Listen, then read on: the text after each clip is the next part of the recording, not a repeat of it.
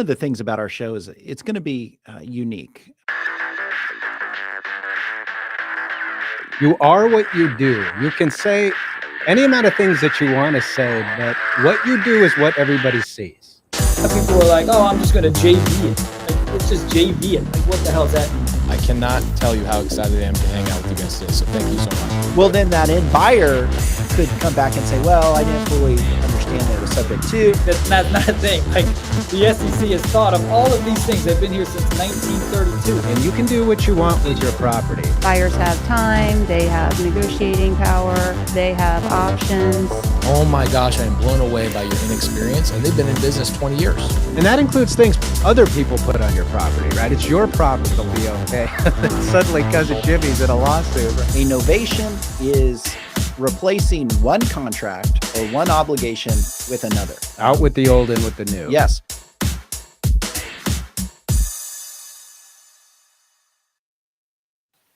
Hello, everybody, and welcome to the show. Today, our topic is the how-to guide for the subject to transaction. I'm Andy Fowler, and I'm here with Sean St. Clair. If you're new to the show, make sure to follow us and like our channels. You can find us on YouTube. You can find us on Facebook. You can find us on X, formerly known as Twitter. And on each of those, you can find us at the handle @INREM Podcast. That's @INREM Podcast.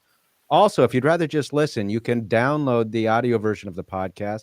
You can find that on Spotify or Apple Podcasts or any of the other major audio podcast platforms. Just go there, like it, download the content. We'd appreciate it. It helps us out a lot. With that, we're going to turn it over to Sean, who has our legal update.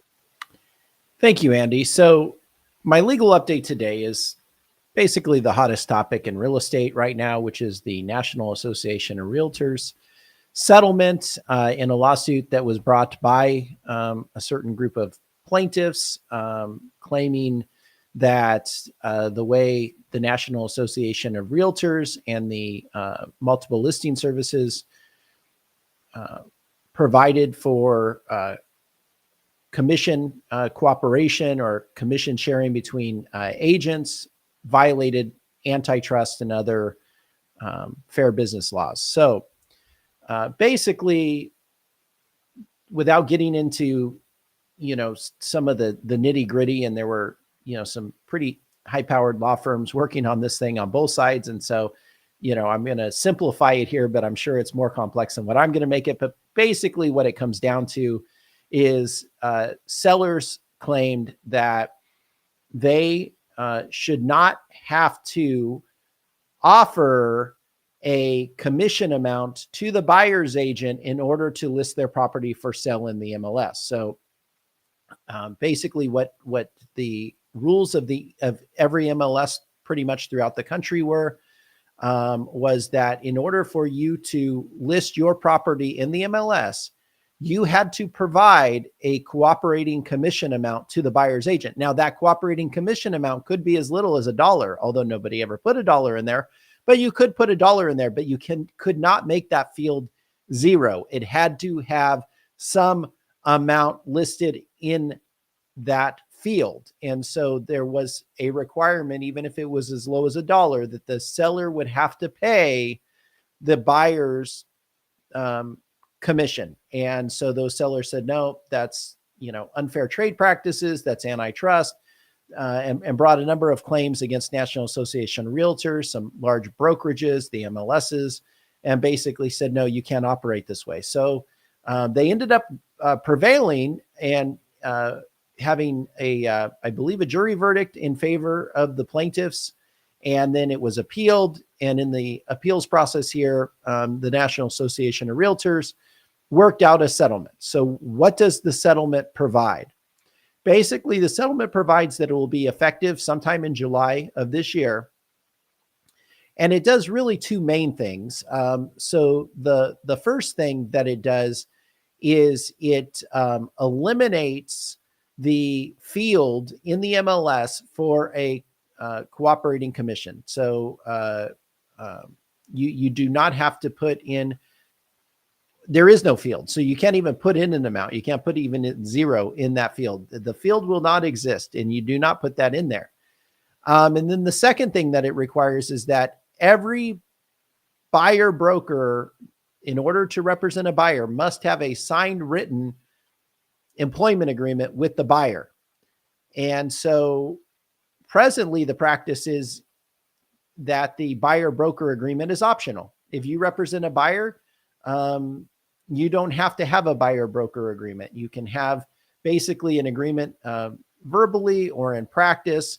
And it really gets down to as far as your entitlement to the commission is, as the buyer broker presently, you basically are pursuing the cooperating commission amount that's being offered. So you don't have a right to get paid by your buyer currently if you don't have a buyer broker, but you have a right to be paid the cooperating commission amount.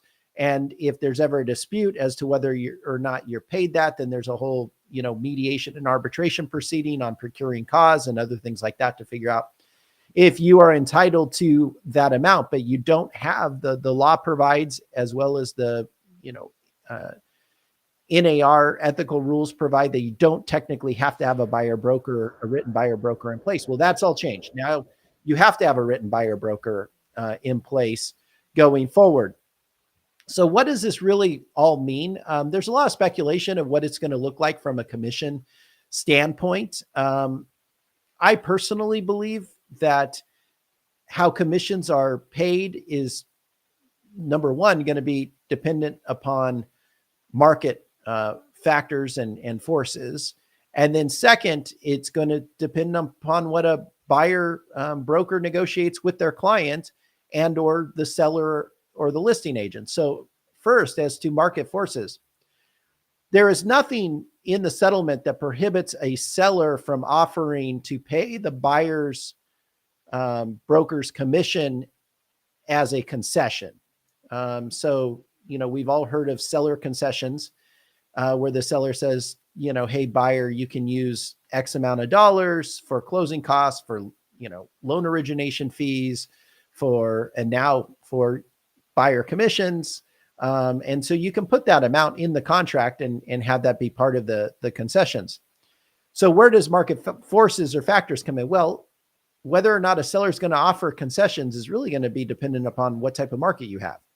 If you have a seller's market, a seller's probably not going to be as agreeable to those types of concessions. If you have a buyer's market, the seller's probably going to be agreeable to those concessions to make, their property, their purchase price, their, sale more attractive. So market factors are going to play into, ultimately who's going to be responsible for the commissions throughout the transaction. And then second, on the buyer broker side, obviously a buyer's broker is going to want to get paid. So they're going to probably put into the buyer broker agreement, or they should, if they were smart, some minimum amount that they're going to be paid at least, or maybe it's just the set amount. This is what I'm going to be paid. And that's the end of the story. And they can try to negotiate with the seller or the listing agent. If unsuccessful, the buyer has to pay that from, their funds that they bring forward at closing. Alternatively, you could see something along the lines of, look, I'm going to be paid X amount of dollars to represent you in this transaction, or whatever we can negotiate with the listing agent or the seller, whichever is greater. And so there could be a certain level of negotiation that takes place to try to increase that commission amount above the minimum amount that they've contracted to be paid by the buyer, and see if they can negotiate that. So with all that said, it is going to basically be a major shift and a major change on how commissions are handled in real estate transactions, in particular residential real estate transactions, because generally on commercial, commissions are really negotiated as part of the transaction, and there's not tons of commercial listings in the MLS. So it's really affecting the residential buyer and seller. And but look to see how this all plays out and continues to change and modify, and what practices are being used by different brokers come July of this year. All right, thank you, Sean, for the legal update. Really interesting. It's going to be interesting to watch and see how that plays out long term. A couple updates for the listener. Keep in mind, we want you to join us this afternoon for the Creative Finance Collective. What is the Creative Finance Collective?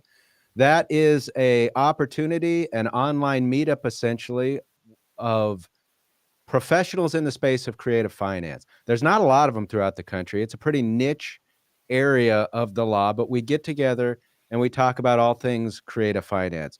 What are the laws looking at like in different states? What are other lawyers doing transactionally with their forms? What can we do to make our forms better? But throughout the entire hour, and we spend an hour, we take live questions from the audience. And we'll do that until we stop getting questions, and then we'll move on. So the more questions we get, the better it is, the more interactive it is. So we'd invite you to be there. If you've ever had a question and wanted to pose that about creative finance, what it looks like getting involved with it, maybe problems you've been running into, this is a great time to discuss with us and the other lawyers on the collective all things creative finance. Keep in mind, daylight savings time has happened. So for us here at the collective, what we've done is shifted the time of when it's going to be. So in Arizona, we'll be holding it at 2:00 p.m. For the rest of the world, it should be at the same time that it was before. That's why we only shifted it here in Arizona. But if you're watching from Arizona, it's 2:00 p.m. live. The Creative Finance Collective, everywhere else, it is should be the same time. So make sure to join us. That will be a good time. Also, if you have questions, in our show, we're talking about the how-to guide to subject to transactions, creative finance. So if you have questions, make sure to post them in the chat. We'll get to them and address them if we have time. So post those in the chat, and usually within the final 15 minutes of the show, we'll get into that. So as we start our show, as I mentioned, our topic today is the how-to guide of the subject to transaction. Now, we've had a lot of shows. You could go through the library of our channel and find us talking about the Creative Finance Collective. I'm sorry, not the collective, the Creative Finance Transaction, the subject to transaction. And as you go through that, you'll find us focusing oftentimes on different aspects of the transaction, or we'll answer questions or address nuanced issues regarding maybe the due on sale clause or the risks associated with it. But what we wanted to do is provide in one episode really a how-to step-by-step things to consider, almost kind of like a how-to guide for dummies. You know, if you could imagine the easiest book on what are some of the things I need to do and be thinking about from beginning to end to structure the transaction. So you had in one episode a chance to consider those things. So as we get into that, we're going to talk about a few things that you, maybe the seasoned subject to vet, know, but we're just laying a little bit of groundwork for those to set the stage here. So Sean, in setting the stage, we've done it a million times, but to set the stage and where we're going, define for our listener what it is when we talk about the subject to transaction. What are we talking about? Yeah, so a subject to transaction is basically where the purchaser or buyer of real estate acquires an interest in the real estate, so either a full title interest or a possessory interest in the real estate, while keeping the seller's existing mortgage loans in place. So basically acquiring an interest in real estate while keeping the seller's existing mortgage loans in place. So having laid that groundwork, seems pretty simple. But from the start, if you're just coming to this from the beginning, you might notice there's some things about that transaction that aren't what I understood are normal in a conventional transaction that I would do if I just were to go buy a home as a buyer in a conventional transaction. I wouldn't be taking the old loan. I'd be bringing my own financing in that would pay that off. Title would help take care of that process. Why don't we at least set the stage? And we've talked about this a lot before, but for someone just coming to this, why is that even? Why do they care about that, Sean? Why is that something that's interesting to an investor besides just why do that over just a garden variety conventional transaction right now? Yeah, so and we can talk about this on both the seller and the buyer side, but let's start with the buyer. Why does the buyer want to do this?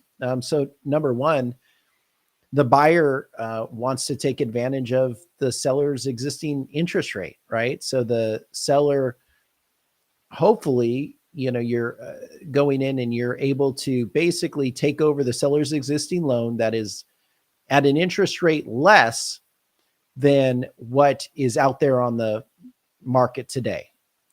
And so you can basically have a lower monthly payment and pay lower interest over time because you have a lower interest rate loan that you're paying.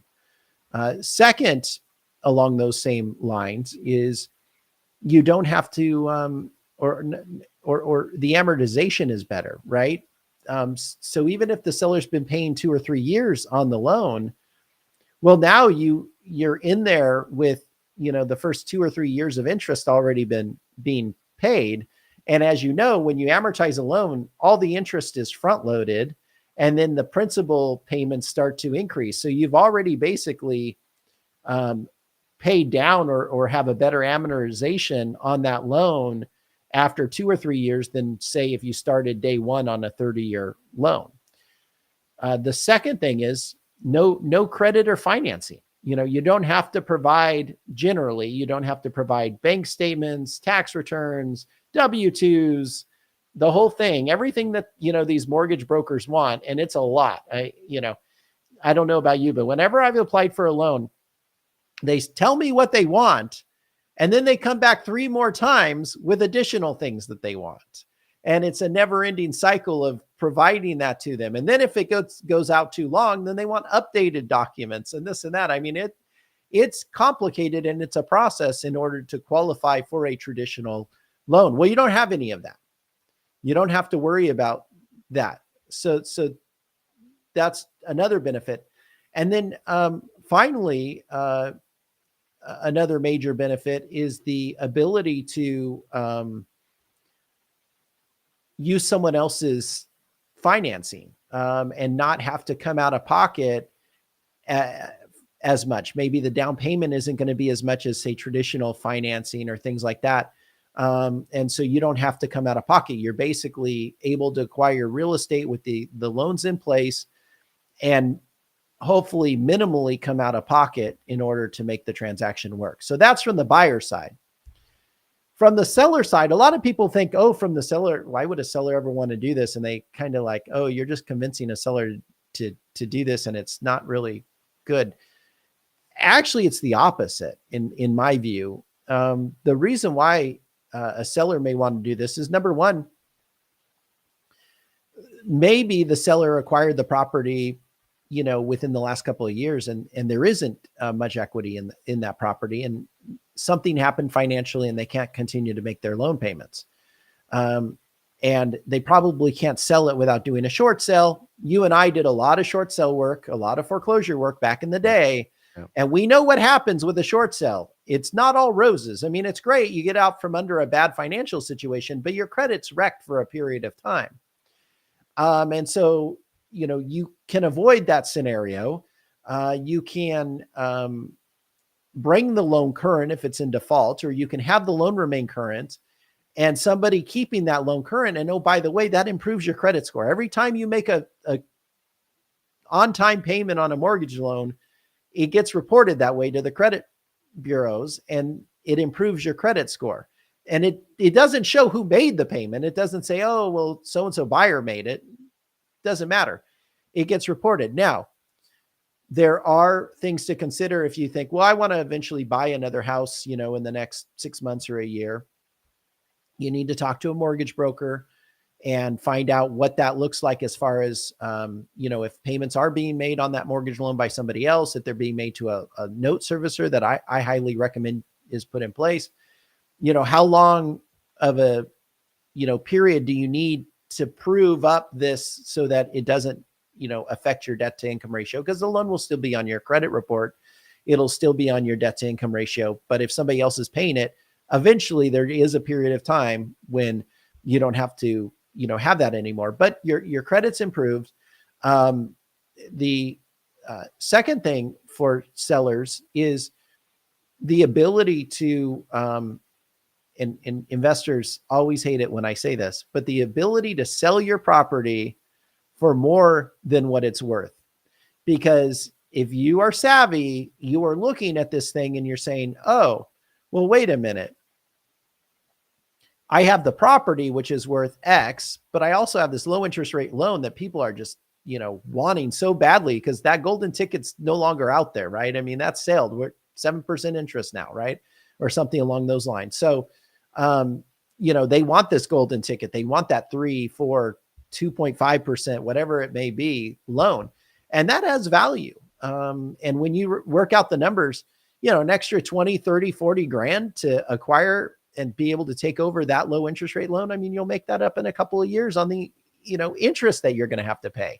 Yeah, the way I like to think about this from the seller's perspective, if you're willing to be unconventional in how you sell the property as a seller, you will likely receive an unconventional purchase price, right? The benefit to you is you may receive a higher purchase price than what you would get in the fair market in a conventional transaction, given the dynamics. Correct. Yeah. And if your property does have equity and you want to finance that equity, you can figure out and charge your own interest rate on that equity. You can charge an interest rate above what's being charged on the lower loans through a wrap. And I don't know about you, but with interest rates at 7%, even if you outpace the market and you lock in at say 6.5% or something like that, I don't know about you, but I'm not aware of any banks where I can go and get a CD or a money market account that's paying me 6.5%. No. Right. So you sell it, and what are you going to do? You're going to put it in, either put it in a more aggressive investment, which we all, that could work, or you're going to put it into the bank on some high yield thing, which isn't going to make as much interest. So maybe it makes sense to keep it in the property, receive your, interest every month. So that's another benefit. The other thing that people don't realize is sometimes these properties are rental properties, and you have landlords that honestly are just tired. They're tired of the phone calls. They're tired of the maintenance. They're tired of the headache that comes with being a landlord, right? But they like the cash flow. Well, a subject to or seller carryback transaction where, there's an amount above and beyond the underlying mortgage loans that is being paid every month. Well, there's your cash flow, right? And so they can get out from under the headache of being a landlord, depending on, how they structure the transaction. If they do a traditional warranty deed with wrap, they can get out from under that, and then they can receive, their monthly amount, or at least some cash flow, maybe not as much as when they were renting it, but, still some cash flow nevertheless. And then finally, there is some capital gains advantages, especially if you've already turned it into a rental property where, you may have a capital gains hit, or you're at the end of that, 2 out of the last 5-year period, right? So you live there 2 years, you've rented it for 2.5 years. And now you're like, oh, I can sell this. And oh, by the way, I could get my, capital gains exemption out of this still, and then still get some cash flow if I structure it right. So there actually is a lot of benefits to a savvy seller if the savvy seller knows how to handle this transaction and is comfortable and willing to do it. So not to beat a dead horse, but one final thing with regard to kind of the background of Sub-2, creative finance, seller financing. I think there's a misconception, especially to folks that are new to the industry, that this is some novel new thing that's being tried and tested in the law and maybe it's not valid or whatever else. Seller financing is not anywhere near a new thing. We've been doing it and assisting clients in seller financing, carryback deals, and even subject to transactions well before there was any sort of market shift with inflation rates or anything else. It's been a thing for, well, with some of our guests, like I think of Michael Gross, it's been a thing since the inception of the common law, right? This goes back forever. Yeah, I mean, I'm doing a presentation here in Wisconsin. So for anyone watching, if you're in Wisconsin, come on out tomorrow night, 6:30 in Sheboygan Falls. You can go on social media and find out more info. But I'm doing a presentation here in Wisconsin on subject to transactions. And part of that research that I did was kind of looking at how Wisconsin courts have dealt with subject to transactions, in particular wrap transactions and land contracts. And I'm coming across cases back in the 70s dealing with wraps. And of course, those wraps were put in place prior to that. It's just that's when the case actually came before the court. So you're talking, 50 some odd years where courts have considered these agreements. So it's not as though all of a sudden this is some novel new thing. Now, the popularity and the volume has increased, but this type of financing was being done, mid-century, if not earlier. And it's not an uncommon thing. And I think today, a lot of the verbiage is different. And I think a lot of folks in the legal community, the real estate community or the realtor community, I don't think they understand the verbiage. And because they don't understand the verbiage, they don't understand the transaction, and then start saying, oh, you can't do that. That's illegal, this, that. But in reality, these types of transactions and structures have been around for, a significant amount of time. Yeah. So let's break it down. Let's get into the transaction itself. So if you're looking to jump into a subject to transaction and understand how it's documented, how the transaction itself takes place, there's a few ways to enter into it. There's a few ways to approach it. I know, in fact, there's more than a few ways, but I know that you prefer, Sean, a few different ways. So let's break those down. Why don't you start with the seller wrap financing way to break this down? What does that look like? Yeah. So seller wrap financing is basically where you acquire a full title interest in the property through a warranty deed. And in exchange, you provide the seller with a promissory note that states the terms of the seller financing. So it could be that there is no seller financing other than the fact that you're going to pay the seller's mortgage loan for them. And in that case, it's called a performance note or a mere note, which basically says, hey, look, I will pay your mortgage loan for you. And that's the promissory note. That's the promise you're making to the seller. And then you secure that promissory note by a deed of trust or mortgage against the property, so that if you don't pay, the seller has recourse. The seller has a remedy. They can say, hey, you promised that you would make this loan payment. You haven't made it. Therefore, I have a right to foreclose on the property and take the property back, to basically eliminate you from the property. And so that is one structure. It used to be my favorite structure. I've actually changed, and we'll talk about my favorite probably next. But that is your traditional, warranty deed wrap. Wraps have been around for forever, and it's not an uncommon transaction, but you just have to structure it the right way. Okay, so makes sense. All right, so then we get into, and we've talked about this and broken down different aspects of it in different episodes, but we'll go here now. The other way to approach this, and before I go into this, let me state too that Sean and I are Arizona attorneys. Sean's also a licensed attorney in Wisconsin, but we can't speak for every state. Obviously, there's going to be limitations in what you can do in different states. That is really illustrated if you attend the collective. You'll see lawyers from different states like, well, we can't do that. We can't structure it that way here, but this is how we would do that. But in any event, another transaction that you like is the agreement for sale. Talk about that. Yeah. So the agreement for sale are called contract for deed, or in Wisconsin here, we call them land contracts. Basically, that is very similar to the wrap, but it's different in that you basically execute a contract or an agreement to the seller and provide that to the seller, and it gets recorded where it says, hey, look, I am going to pay your mortgage loan, or I'm going to pay your mortgage loan plus some amount to you as the seller for the equity in the property. And I'm going to pay that over time. And you record that document, and that is what causes all of the interest in the property to transfer from the seller to the purchaser, with the exception of title. Title remains in the name of the seller as security for the purchaser's performance under the agreement for sale or the land contract.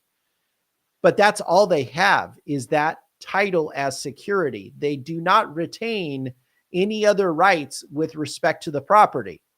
So the purchaser has the right to possess the property, the right to maintain the property, to improve the property, to repair the property, to pay the taxes on the property, to insure the property, to lease the property, and I can go on. But basically, the purchaser in all respects is just like a buyer who has closed escrow on a warranty deed, except title remains in the seller as security for the purchaser's performance under the agreement. All right. Simple enough, as they say. So let's hit kind of the other big strategy in taking down transactionally a subject to transaction, the lease with option to purchase. Talk to us about the lease. Yeah. So the lease with option to purchase is probably, the transaction of last resort. And there's a number of reasons why you might do it to make it work, but it's not, in my view, ideal, especially from the investor standpoint. But nevertheless, it can be done. So basically, you put a master lease in place, which basically gives you almost like, now in residential, you can only go so far because there are still, at least in Arizona, certain duties of habitability and things like that you can't, in residential property, you can't foist on the tenant. But nevertheless, it goes as far as you can go to make it basically like almost like a triple net lease, where the tenant pays for everything. They pay for the upkeep of the property, they pay for the insurance and the taxes, and their rent payment is a set amount. Sometimes it's a mere payment, so it basically says my rent payment is equal to the amount of the mortgage loan payment. Or maybe the seller or the landlord in this case would want more than that. And so they might say, okay, you pay me a lease payment equal to the mortgage plus an amount that goes to me.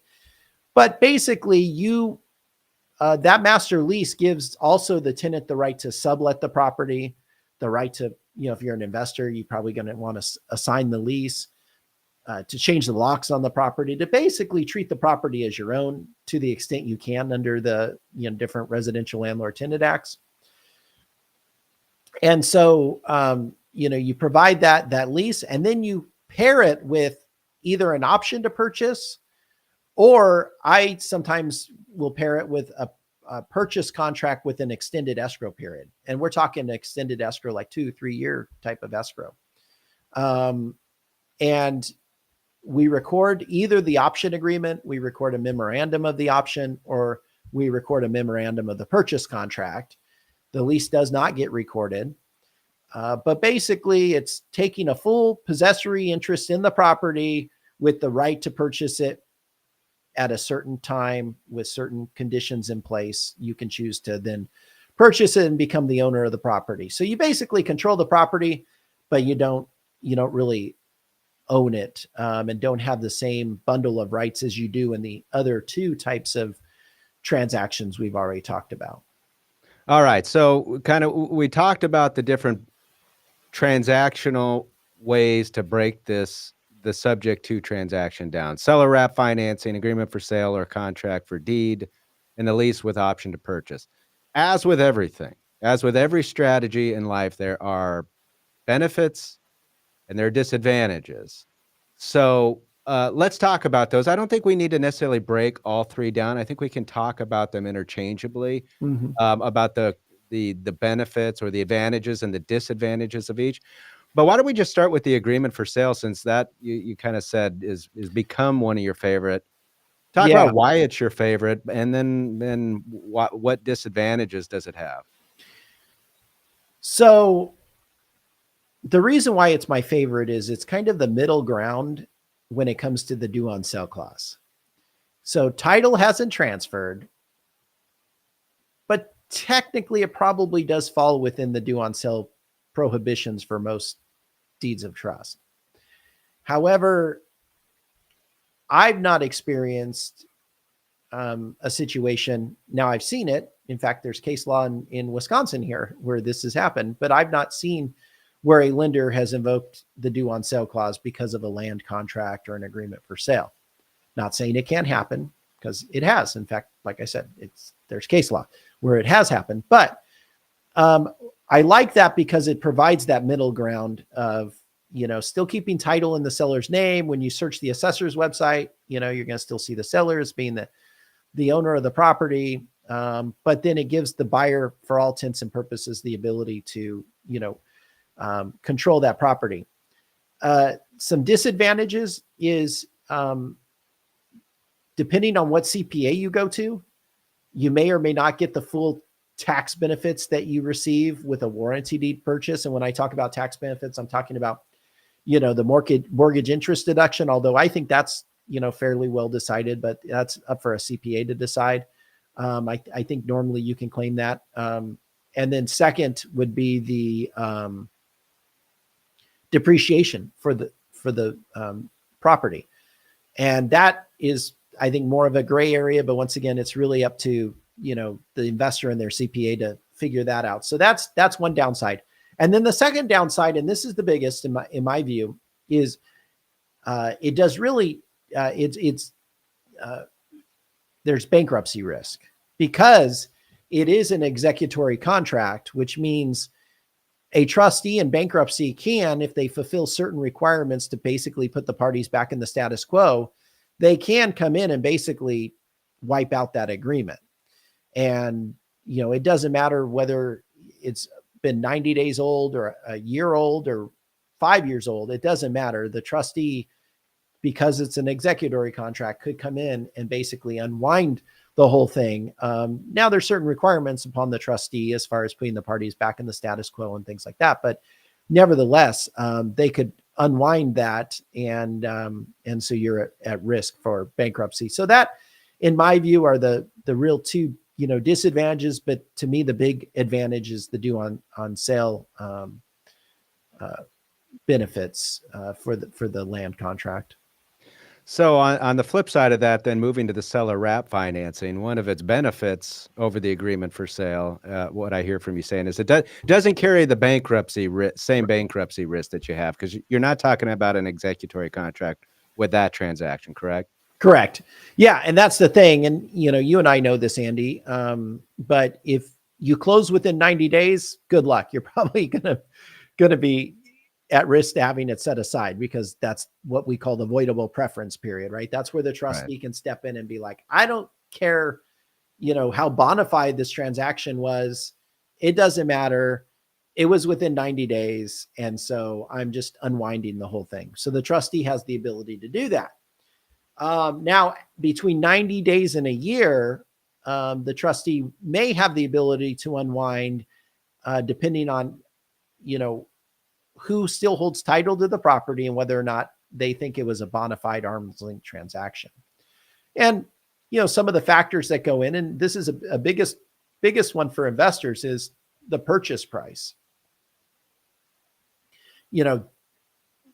Is the purchase price so unreasonably low that they can't call it a bona fide transaction? And a trustee could come in for that. But if they're like, oh, it's close enough, it's within the realm of reasonableness, then it probably is a bona fide transaction, unless the transaction is with, a relative or a good friend or something like that. But if it's just, hey, the seller and I connected, we didn't really know each other before, and we did this transaction. If it's by a warranty deed transfer with wrap financing, it probably can't be set aside after that 90-day period. So it's a much greater bankruptcy protection. So switching over to the lease with option to purchase, you had mentioned before that you thought that this was kind of the last of the three to consider. Does it carry any advantage in a particular factual scenario where it, should be shifted maybe to the highest level of consideration for the investor? I mean, when does it have an advantage over the others? Twofold. So the first advantage is it of all the three structures, it's less prone to a due on sale clause problem. And the reason is because the Garn St. Germain Act allows for leases up to 3 years. And so a lender cannot call the loan due if you have a lease in place that only goes up to 3 years. And so you can lease it and not have a due on sale clause issue. But the condition is as long as it doesn't come with an option to purchase. Okay. So now every due on sale clause is unique. And obviously that prohibition of an option to purchase would need to be encompassed within the due on sale clause language. There are due on sale clauses out there that don't have that option language. And so you could, in theory, do a 3-year lease with an option to purchase. Not in theory, you could do it with if that loan is in place, that particular loan structure is in place. You can do a 3-year lease with option to purchase without violating the due on sale clause. Now, there are other due on sale clauses like the Fannie Mae Freddie Mac that are so broad that you can't do an option to purchase. And frankly, it's so broad that it refers to an escrow agreement wherein the borrower intends to transfer title to the property at a future date. Well, I don't know about you, but any purchase contract for real estate is an escrow agreement. I mean, that's what's delivered to the escrow agent and tells them how this transaction is going to go. In fact, the form in Arizona, the Arizona Association Realtors form, states that the contract is to be escrow instructions. I mean, it says it right there in, the language of the contract. So every purchase contract that you do is an escrow agreement with the intent to convey title at a future date. And so every purchase agreement, every time you open escrow, technically you're violating the Fannie Mae Freddie Mac due on sale clause. But you know what? They never call it for that, right? Because they're like, well, we're going to get paid. So what do we care? Here's your payoff, pay us, and so they never call it for that reason. So, if you do a 3-year lease and then you put either an option in place or, like I said, a purchase contract with an extended escrow, and you record a memorandum of a purchase contract, I can't sit here and guarantee it, but the likelihood of a lender looking at that and being like, oh, they have a purchase contract out there, let's call the loan due, I don't see that happening, right? And the lease doesn't get recorded, so they don't even know that it's been leased. But to the extent they find out that it's been leased, like they may say, oh, well, wait a minute, why did the insurance change to a dwelling policy? Or why are we getting payments from this LLC? And you can say, oh, that's because I leased it for 3 years, which is accurate, right? I leased it for 3 years. Okay, you're still within Garn St. Germain, for leasing it for 3 years. And so, if that ever issue comes up, your lease qualifies for Garn St. Germain. And then if you have a purchase contract with an extended escrow, technically that's a purchase contract. That's not an option to buy. You're both bound to a purchase contract. It's not a unilateral option. Even though at the end of the day, if you structure it right, it might have the same effect. So I like the 3-year lease or the lease with option or with the purchase contract, because I think that gives you the best due on sale protection. I mean, it's not a guarantee, but it's probably the best. And then of course we can talk about the disadvantages here of that.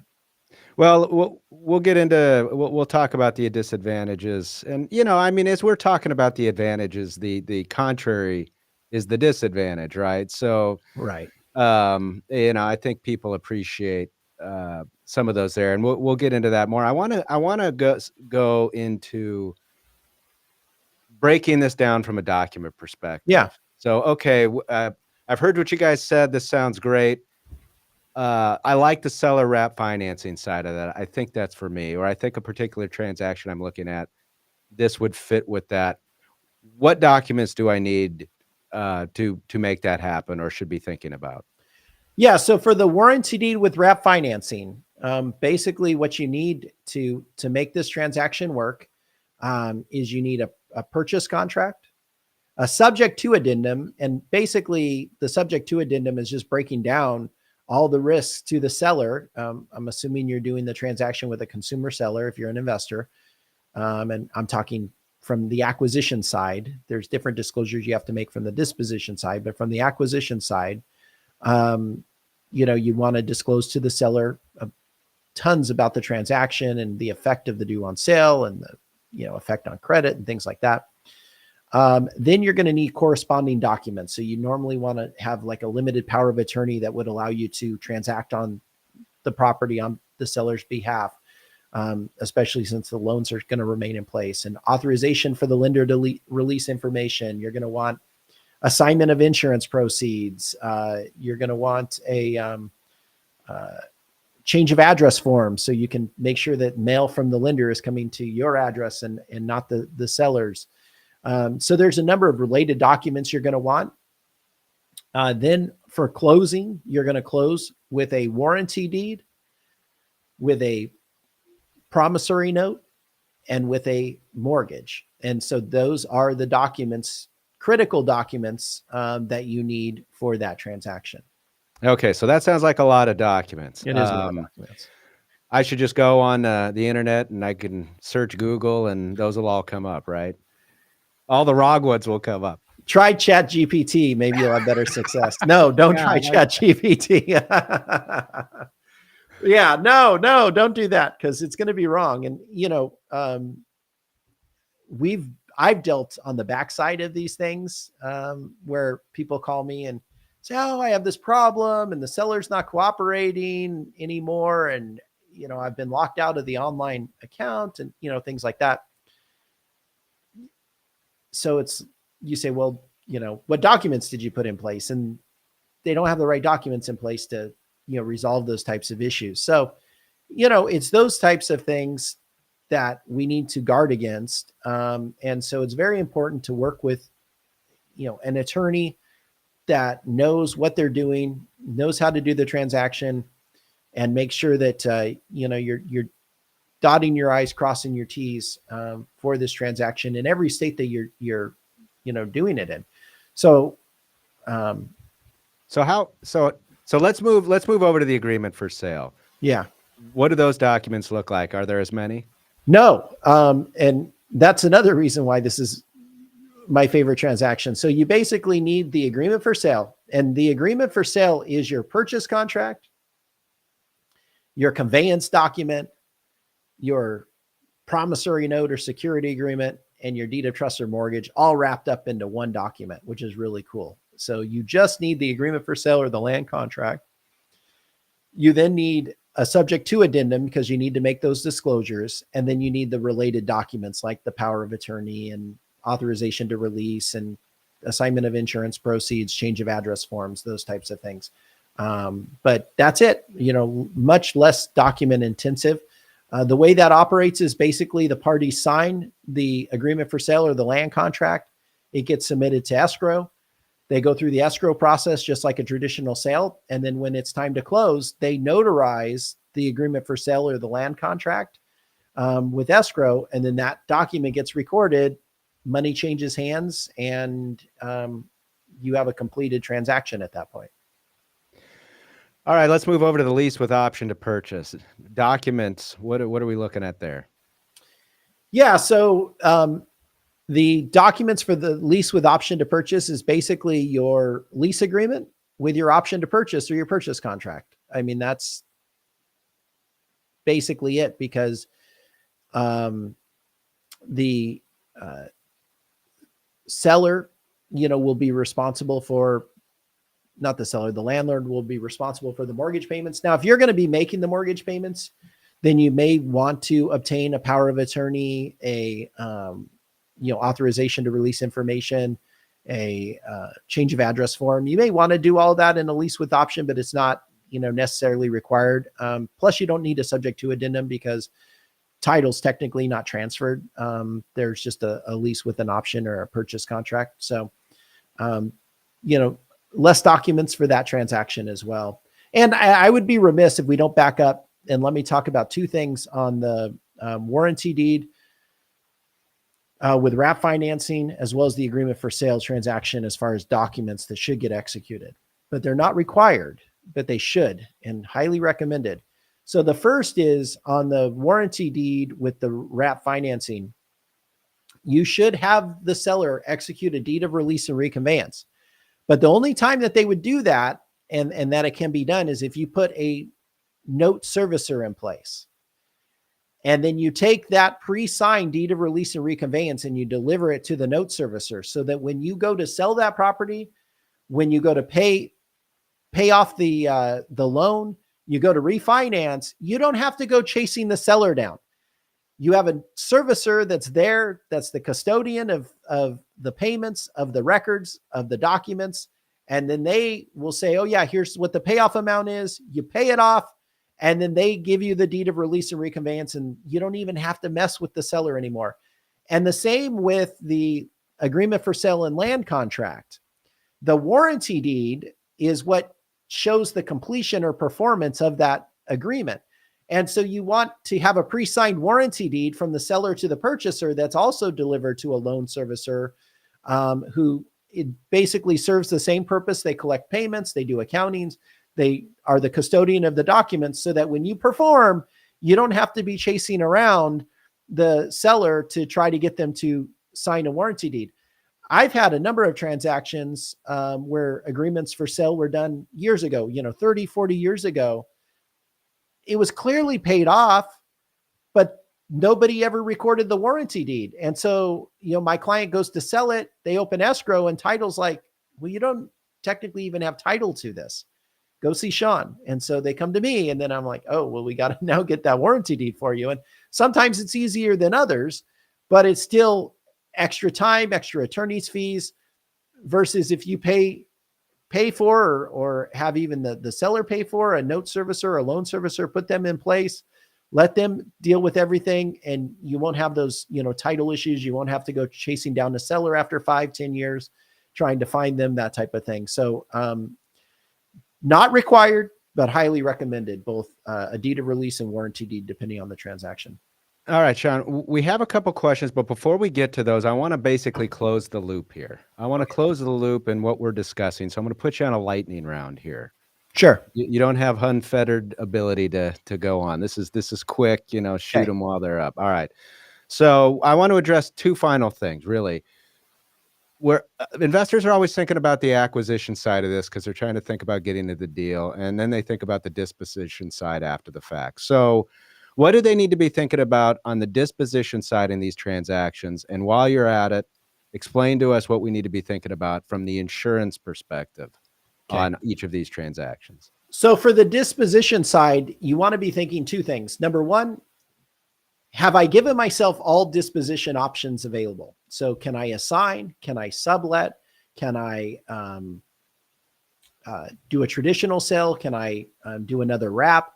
Do my documents allow me to basically do any disposition method I want? Number one. Number two, Dodd-Frank. So, how am I going to comply with Dodd-Frank on the disposition side if I'm going to offer my own seller financing? So that's those two issues. As far as insurance, it depends on the nature of the transaction, but for a warranty deed with wrap, assuming it's performance only, which means that the seller's doesn't have any lien interest or other thing above and beyond the mortgage loan in the property, the buyer should be the primary insured, the seller should be listed as additional interest, and the lender should be listed as a loss payee. If the seller has an interest in the property, then the seller can either be listed as an additional insured or a loss payee. Actually, I use the term loss payee. The mortgage company should be shown as a mortgagee and not a loss payee. The difference is the mortgage company is only entitled to their mortgage and nothing more.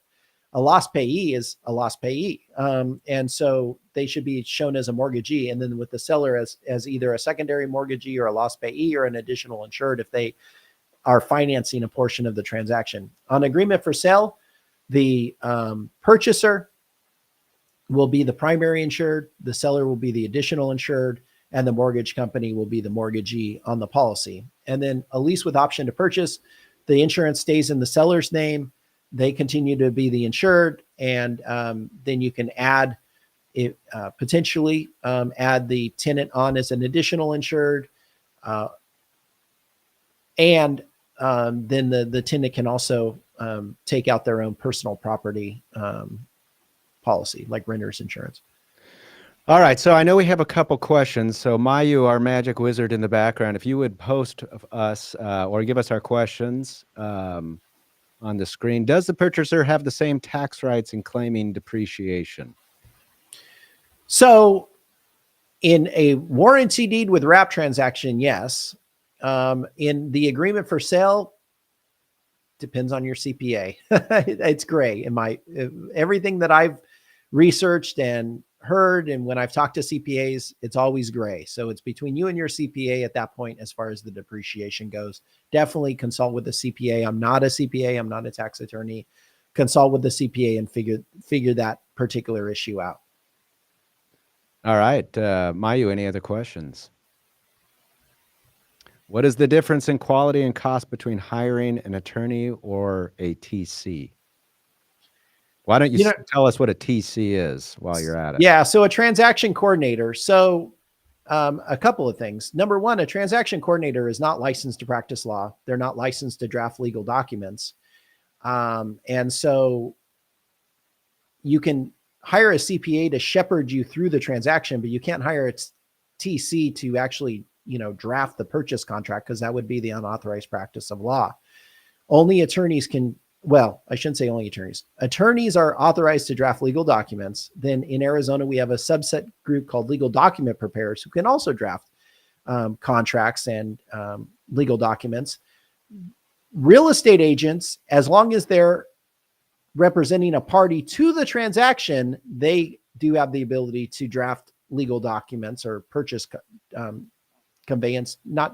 purchase contracts. And then title companies under their license have the ability in Arizona to draft like warranty deeds and, conveyance documents as part of the escrow process. But attorneys are the only ones authorized. I don't know about pricing, but as far as, training and, passing the bar and things like that, I mean, we've gone through a lot. We've gone through a lot of schooling. We've done a lot of training. We've passed the bar. We have certain ethical rules we have to comply with. And in my view, you should not be hiring a transaction coordinator to draft contracts. But don't get me wrong. The question assumes a little bit it's an either or proposition. Right. Yeah. And it really shouldn't be. When you need the attorney, you need the attorney. When you need the TC, you need the TC. And maybe in a lot of transactions, you need both. In fact, we had Molly Tennant on our show last week, who's a transaction coordinator, and Molly and I work together regularly on, transactions. And, I don't want to be, the person quarterbacking the transaction and communicating with all the parties. Number one, it would be cost prohibitive for me to be doing that. And number two, it's just not what I do. I draft documents. I, do that type of thing. So, but TCs and attorneys should work together. I don't want to in any way diminish what a transaction coordinator does, because I've worked on transactions where there was no transaction coordinator there, and I was working directly with the parties to the transaction, and it was a disaster. It was a nightmare. But then when I have a good qualified trained TC involved, oh, it's so much better and so much easier and smoother and, less headache and stress involved in the transaction. So I don't in any way want to diminish the role of a TC, but I think what needs to be understood is they do have distinct and different roles. So attorneys draft legal documents, transaction coordinators communicate and shepherd or quarterback the transaction from, signing of the contract to close of escrow. All right, Mayu, any other questions? Yes. Is a lease purchase and lease option different? Is there a minimum option purchase fee required by law? So yes and no. So a lease purchase is one where baked into the lease agreement itself is a provision that basically says you're going to apply portions of the payment towards the purchase price that you're going to buy the property for. Now, I don't like those. I don't like lease purchases, whether from the acquisition or the disposition side. It clouds title to the property. You generally cannot do a short eviction or a simple eviction with a lease purchase, because the judge or the justice of the peace looks at it and says, oh, no, they're paying towards the purchase price. And therefore we have an issue. Second is on the disposition side, that is going to implicate Dodd-Frank if a portion of the rent goes towards the purchase price. And so now you have all the Dodd-Frank compliance that you otherwise may not have had. Yes, there is a difference. I don't like lease purchases. Leases with options to purchase. That's the key word. 2 different documents. There's your lease, which allows you to do a simple eviction if they breach, and your option to purchase. And then in the option, you put in what's called a lease and performance clause, which basically says, hey, we also have this lease out here. And if you breach the lease, if the optionee breaches the lease, then it terminates the option. So the option references the lease, but the lease never references the option. All right, Mayu, any other questions? There we go. Can a buyer investor draft, complete, and use a purchase contract? Well, I mean, if you have your own transaction that you're going to be participating in, you have the right to prepare your own legal document. I mean, we hear stories of, buyers and sellers getting together at the, local pub and drafting up a purchase contract on a napkin, right? That's fine. You can do it. Now, whether it's recommended or not, that's a whole different story. I would say, look, if you're starting to go forward with this transaction, please start by using an attorney to understand, the contract, the forms, the laws, making sure you're dotting your I's and crossing your T's and doing everything right. And then maybe at some point, if you feel confident with the paperwork and, you want to venture out and try it on your own and use, some of the same language and forms and things like that you've used with the attorney that you've hired, I guess I don't recommend it, but that's a possibility. But I would never try it on your own in any state. So you may say, oh, well, I've done 30 of these in Arizona, so now I'm going to venture out to, some other state, and I'm going to try my hand at that, and I'm going to use everything, all the same forms, all the same processes. Oh, be careful, because there are these foreclosure purchaser and reconveyance laws that are out there that, along with other things that could, come back to bite you. Yeah, and to be clear, when Sean and I talk about, or when lawyers talk about who can draft what and who's allowed to draft what, these are laws relating to who can do this on behalf of somebody else. You Right. can you can represent yourself in court. You can do anything you want for yourself. This is a matter of doing things for other people or on behalf of other people. So then the question, like Sean says, is it a good practice to do it for yourself? And there are some episodes that we've discussed subject to transactions where we've spent a good 30 minutes talking about getting the purchase price wrong, right? I mean, there's a lot of things that can go south if you don't know what you're doing in setting up the subject to transaction. So yeah, you want to, in an ideal world, you want to be using a lawyer, unless your comfort level with that form that you likely had a lawyer purchase or prepare for you, you know how to use. Next question: how should I handle a wrap or a partial claim is in place? Do we title it differently to avoid FHA partial claim due on sale? Question mark. So for FHA transactions, most title companies won't handle them, right? And so you can either do an agreement for sale or a wrap transaction. But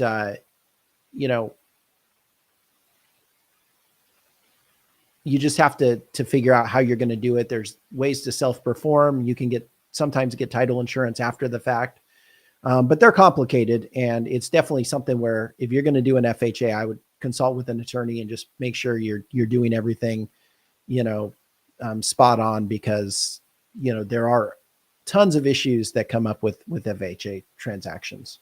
All right, good stuff. Hey, we had a lot of Facebook users. If you're a Facebook user, go to YouTube, subscribe to our channel at InRun Podcast. We'd appreciate it. That's really the best place to get our content. With that, that is our show. We've addressed the questions. Make sure to be here with us at 2:00 p.m. Arizona time for the Creative Finance Collective, where we'll take a lot more questions. So be there to ask those, and we'll take them. With that, we'll see you next week. Have a good day, everyone.